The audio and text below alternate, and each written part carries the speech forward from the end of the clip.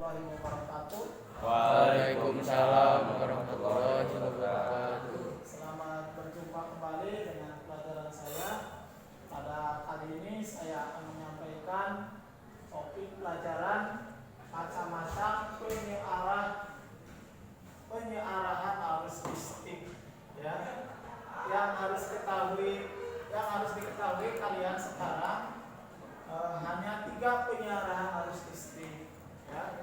Yang pertama ini penyiarahan setengah gelombang. Bentuk rangkaiannya seperti ini, ya. Dan ini lebih lengkap dari rangkaian sebelumnya.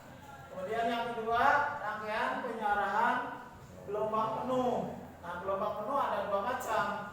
Ini yang pertama adalah 2 dioda. Bisa dilihat ini dioda 1, dioda 2. Kemudian yang ketiga, rangkaian penyiarahan gelombang penuh dengan 4 dioda. Jadi yang disebut gelombang penuhnya ini yang ada 4 diodanya. 1, 2, 3, 4 dioda, ya. Ini nanti kita akan uji coba di papan softboard atau breastboard, ya. Mungkin satu softboard atau breastboard 2 orang. Kita menggunakan itu karena itu adalah media yang paling mudah untuk melepas dan memasang komponen. Kalau nanti kita memakai PCB, maka itu sudah paten, sudah tidak bisa dilepas lagi. Ya, tapi kalau dengan media itu bisa dan bongkar pasang komponen, bongkar pasang jumper, kemudian bisa ganti kelas tadi, bisa dimanfaatkan oleh kelas yang lain. Ini lebih lengkap, disebut lebih lengkap dari gambarnya. Coba lihat, ada ini simbol ini, mungkin baru kalian tahu, ini juga sudah tahu barangkali. Ini adalah simbol sikring, J dari jikring, pengaman. Nah, nanti setelah pelajaran ini kita masuk ke pengaman pelajaran saya, makanya akan diawali dulu dengan ulangan terakhir nanti. Kemudian ini simbol trafo. Trafo yang digunakannya adalah trafo apa ini? Non-CT. Ya, kalau non-CT itu cirinya ada 0, 4,5, 5, 7,5, 9. Ya. Kemudian sebuah penyiaran P1 di mana ini koneknya dengan tap di 9 volt. Kemudian ini C1 sebagai filter. Jadi kalau kita lihat sikring sebagai pengaman, saklarnya sebagai penghubung pemutus arus listrik, trafonya penurun tegangan dari 220 menjadi 9 volt, diodanya sebagai menyarahkan arus listrik, dan kapasitornya sebagai penyimpan muatan meratakan hasil penyiarahan. Ini sudah lengkap. Kalau sekarang ini karena 1 dioda, maka disebutnya setengah gelombang. Kemudian yang kedua, rangkaian penyiarah gelombang penuh dengan 2 dioda. Nah, kalian bisa lihat ini diodanya ada 2. Sama ini juga diawali dengan sikring sebagai pengaman seluruh rangkaian ini. Kemudian saklar on off, ya, switch ini. Kemudian trafo penurun tegangan, sama dengan tadi, cuman ini beda dengan yang ini. Kalau ada CT, maka ini trafo CT. Gitu. Kalau nggak ada tulisannya, itu non CT. Ya. Nah, hanya untuk penyiaran 2 dioda, mau tidak mau kita memakai trafo yang CT. Jadi ini keluar dari CT ke sini dan CT ke bawah. Jadi yang CT ke sini dihubungkan dengan dioda ke-1 dan CT ini dihubungkan dengan dioda yang kedua. Ya. Kemudian ini pakai filter penyiarah, ya, penyiarahnya sebagai perata dari hasil penyiarahan baik dioda 1 maupun dioda yang kedua. Ya. Sampai sini barangkali ada pertanyaan?